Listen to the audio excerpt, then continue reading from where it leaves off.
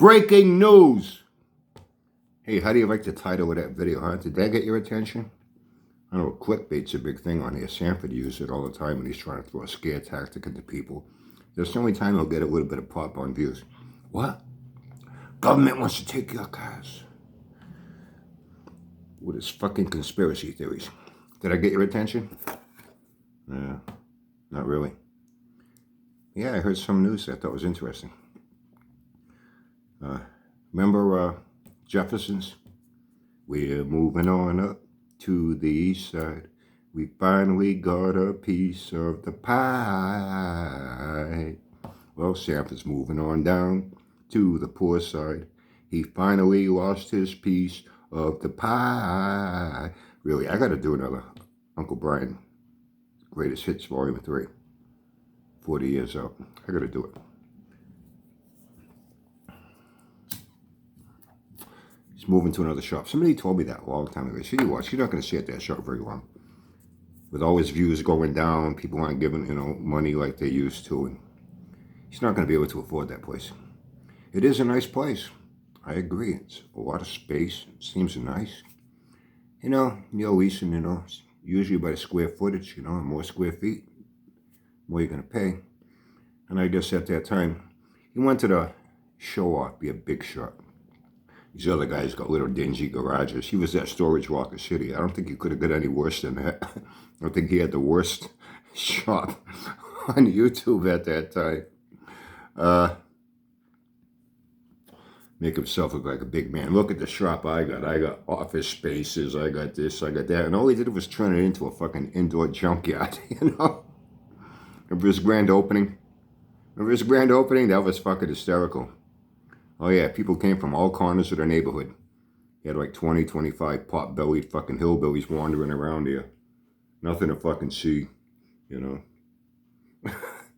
gave him a fucking cheapy hot dog. You get, package of 8 for 99 cents. You have a hot dog, Tell you, he knows how to put on a spread, man. Fucking full course fucking banquet. Fit for a king. Really, this guy's got no fucking class, and he's a fucking slob. But he thinks he has class. He thinks he has Emily Post etiquette. And he thinks he's famous. He's a legend in his own mind. Oh, he got this place. What a lot of people don't realize is that what the effect of COVID did, besides shutting down businesses, besides shutting down any extracurricular fun activity, nightclubs, whatever. People were home. They had nothing to do. They got bored. It gave a bump to a lot of channels here on YouTube because people that were working and weekends coming, they're looking forward to going out like we do. Going out with friends, going places, doing things. Now they're stuck at home. What are they going to do? A lot of them don't want TV. I'm not big on TV. I think TV is a fucking joke. It's turned into reality show hell. Although I don't indulge in the internet. I'll stream a lot of things that's off the beaten path, as they say. Netflix once in a while, Hulu, a few other things. I'm not big on main network television. It's all fucking reality show bullshit. I can't tolerate that. But I don't devote all my time to the fucking internet.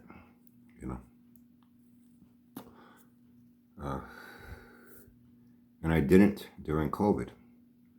But I guess because we're still doing things. I still had company here, We still visited, my daughters and son-in-laws. Did stop by here. No big mass gatherings, A lot of things changed, but a lot of things stayed the same with the people that were involved within our life. We kept things to a minimum. We had to eat, had to go to stores, go grocery shopping. Yes, we wore a mask. You can say whatever you want about that. Go right ahead. Then again, Sanford called it a hoax, Even though he caught COVID twice, and one time he kicked his ass bad. He even said, oh man, I thought I was going to die. How can you die from a hoax? Seriously, this fucking guy, man. But a lot of internet got a lot more activity. A lot of channels got a big bump. Because now, like I said, guys that are working and whatnot, and they're coming home from work, they're doing things. They might check out something on YouTube maybe once or twice a week or something, go to somebody's channel. Now they got a lot more free time. Now they were going more often. A lot of channels got a lot more views, got a lot more subs. Everybody got a bump. And I guess during this time, he wanted to, flaunt his wealth. Make it, look, I got a big shop. People are going to think, wow, he must be making a lot of money on it to be able to afford that lease every month and whatnot. And at that time, people were giving him money. Fucking idiots, fools. On his live streams. He'd pull in $200-300 a fucking Sunday night. I remember one time personally, I dropped in one time. One guy gave him $100, another guy gave him $100, another guy gave him $200, another guy gave him $50. He made like $400 or $500 that one Sunday night. Because they were home watching. And I guess they had money to spare. All that stopped. All that stopped. We was getting a lot of views on every fucking video. Now his views are cut in half now. He'll get a big pop once in a blue moon, 90, 100,000 views. It's usually bullshit when he's throwing a scare into people, with cheap cams from China and, with all his warnings and all his conspiracy theories and shit. And he'd get a little bit of attention out of that. Clickbait. But his views average like in the 30,000 range, YouTube takes a cut. You're supposed to claim these earnings on your taxes. You're supposed to. Not everybody does. Now he's got this big lease. He wanted to show off. He even said, well, he wanted this because it was going to be like a movie studio for him, like he's Paramount, Columbia, MGM, big fucking shop. He's going to make videos and movies. Sure as hell wasn't about building anything with any fucking decency or credibility or build much at all. The only major build that was done there was that fucking MC Hammer car when it got converted from 4 doors to 2, and then the body got done, a tilt nose got built and all that. Fucking Al did that. He didn't do shit. All he did was build that junk 383 in it that he blamed Al for running like shit. That's all he really did. Oh, he put a slant 6 in that Mazda Miata with a plywood transmission tunnel and a plywood firewall that was going to go to autocross events as soon as you got a driver. Like that car was going to pass any fucking tech at any event.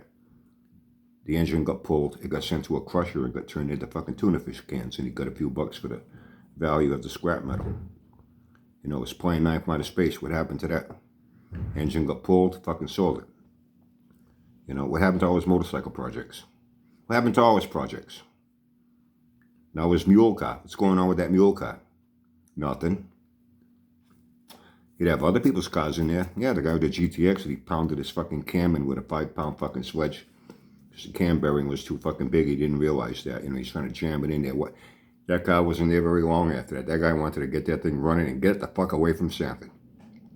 The guy with the satellite, green satellite, with his transmission. I guess that guy saw his video too. The shit he was doing to his car when he wasn't around. Plopping a fucking metal oil drain pan on the fucking hood and moving it around, trying to make a Sanfordized teardrop hood scoop. He's talking about scoops and the rear opening in them, and well, it's not really a scoop. Just go, what the fuck, man? He's scratching up all my fucking hood. You know what I mean? The junkyard dog, most of the build was there. He didn't fucking touch it. Then he found a way to boot them out of there because he didn't like what they were doing with it. My ex-boyfriend, a Cabbage Patch Kid. The only things that really went on there, he wasn't involved in. But it gave him content. He got a lot more content. All that massive sub buildup came during COVID. After that, it flatlined, and now it's been going down. Now he's got this big fucking lease. Guess he ain't selling a whole lot of hats and t-shirts these days either, right?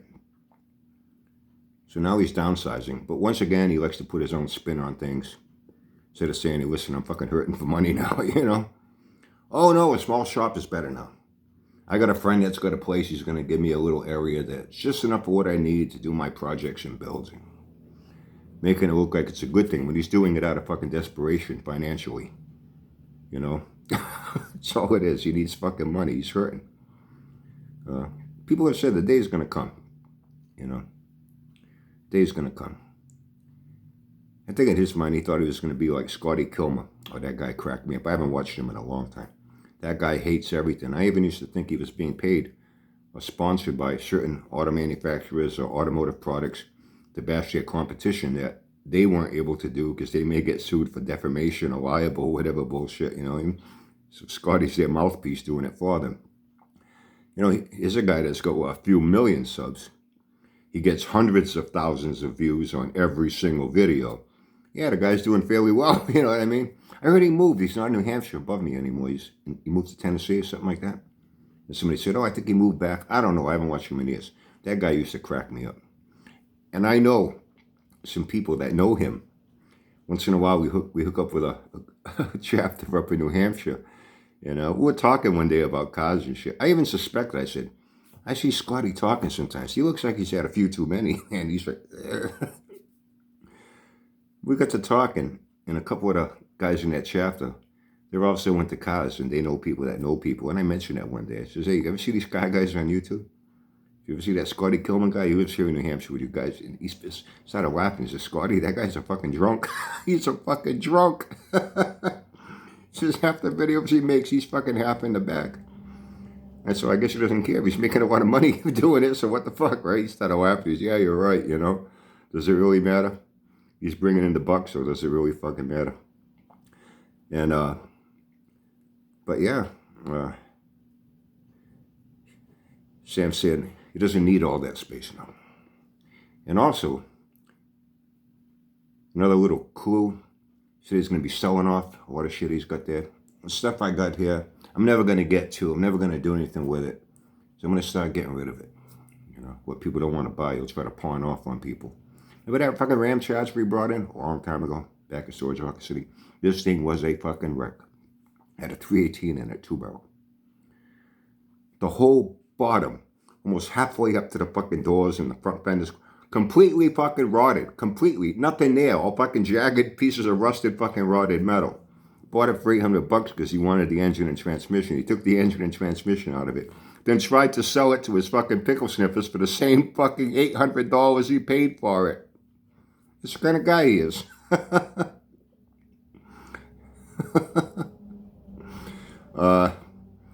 He'll fucking take advantage of anybody. You know? Even you pickle sniffers. There are none so blind as those that refuse to see. Remember that.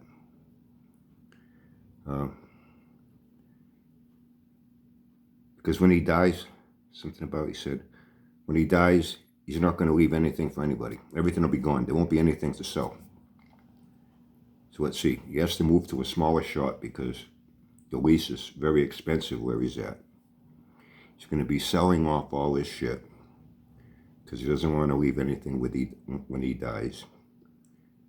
Kind of sounds like a little bit of an act of desperation in a financial area. You know what I mean?